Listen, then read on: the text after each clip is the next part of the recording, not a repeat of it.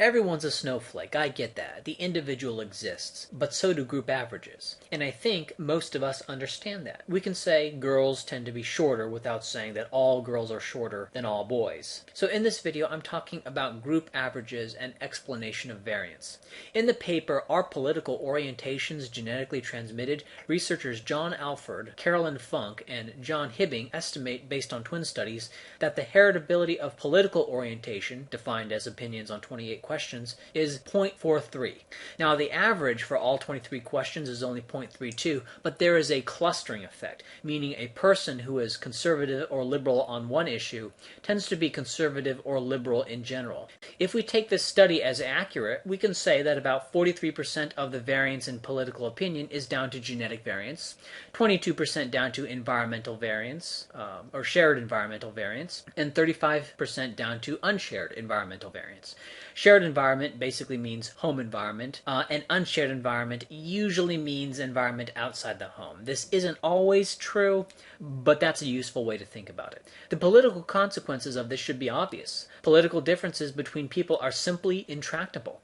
When you see the fire in your opponent's eye on some issue that, let's be honest, neither of you know anything about, like global warming, is it really about global warming? I suspect not. When the Bolsheviks took over the USSR, did everyone suddenly become a left-wing type person by temperament?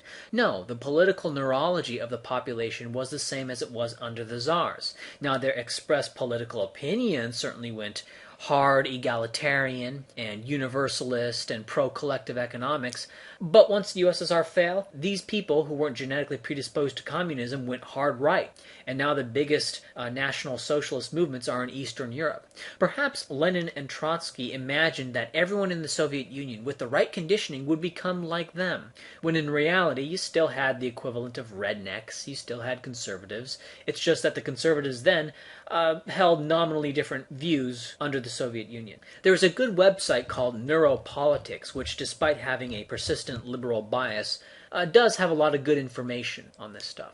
Imagine that the United States didn't exist, and you were going to decide what to do with this area. Would you make a single country for all these different people who really don't get along at all? If you try to step outside yourself and look at the situation like a space alien would, I would imagine not. And the space alien, he has no knowledge of this great and glorious and wonderful America. How would he divide up this landmass? If we see our political opponents as something at least partially separated from us by genetics, we can be less judgmental about it. Something that a belief in a genetic role behavioral traits will lead to more oppression and more judgment and more condemnation, but I think the opposite is true.